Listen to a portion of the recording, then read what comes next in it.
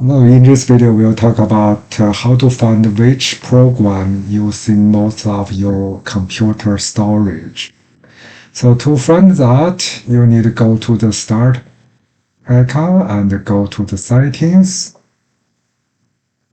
At Settings, you can find the System icon here, and then you go to the Storage. You can see the installed apps. It will scan your computer and see which one has the most storage. So we go to the installed apps. And from here you can see, in my case, the Adobe Acrobat Pro uses almost 4 GB storage. So that's the biggest one in my computer. Okay, so hope you enjoyed this video. Have a nice day.